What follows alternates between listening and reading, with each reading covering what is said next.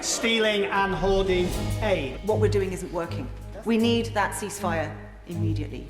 Every single day, the IDF is documenting more and more Hamas infrastructure, weapons and missiles within civilian buildings, this week at Shifa Hospital and last month underneath UNRWA's own headquarters. Famine isn't just imminent, it is happening, and this isn't a natural disaster, it isn't accidental, it is intentional. Israel is using starvation as a weapon of war to collectively punish the Palestinian people. Will he take the opportunity to finally give Parliament a straight answer to the over 1 million people who are facing famine in Gaza right now? So isn't the reality, the grim reality, that so long as Hamas remains in control of Gaza, no matter how many times people cry for a ceasefire, there can be no peace? Correct.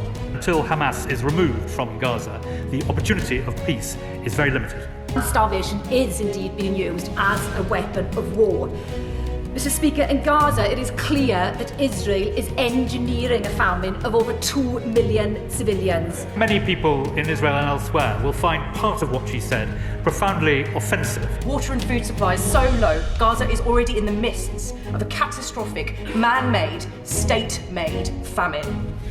Does he agree that starvation as a weapon of war is a war crime? Does the deliberate starvation of a civilian population constitute a war crime? Yes or no? Calling for an immediate ceasefire is not in the opinion of the British government. Every life matters, whether Muslim, Christian, Jewish, or indeed other faiths or no faith. But nevertheless, at the centre of this crisis, whatever people's faith or lack of faith, are children and women and men and the vulnerable, suffering right now as we go off to our lunch or go off to our afternoon tea, whatever it might be. Starvation is being used as a weapon of war.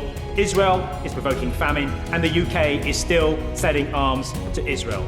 All available aid corridors must be opened without delay, and there must be an immediate ceasefire to enable food, water and urgent medical supplies to reach over 1 million people in desperate need. So now, has he reached the conclusion that the Israeli government is willfully obstructing the entrance of aid into the Gaza Strip? Calling for an immediate ceasefire may make us feel better, but is not a practical resolution. That Hamas is flagrantly disregarding the humanitarian needs of the people of Gaza, whilst Israel has been increasing the amount of aid going in exponentially. But the very definition of the word ceasefire means that both sides have to agree to end hostilities. So does my right honourable friend agree with me that anyone calling for an immediate ceasefire needs to make absolutely clear that that must include Hamas releasing the hostages, ceasing all hostilities and committing to a future peace? And Hamas has made it clear that they wish to repeat those awful acts. So those do not sound to me like a very strong basis for having a ceasefire. But it is just appalling to think that large numbers of innocent people, including children, are about to starve. The Israeli hostages must be released. The innocent Palestinians in Gaza must be supported. Sometimes it seems the only thing that's changed is that the situation has got worse for the people in Gaza. All hostages must be released, and this living hell must end. My constituents are heartbroken at the images that they are being sent from Gaza of children dying of hunger. Hamas is appropriating or misappropriating as much as 60% of the humanitarian aid that's entering the Gaza Strip, prioritising fighters, abusing aid to produce rockets, and using construction materials to build hundreds of miles of tunnels for its terror activities. So we know they do it, they've done it for years, and they're doing it now. Palestinians desperately try to survive and observe the holy month of Ramadan.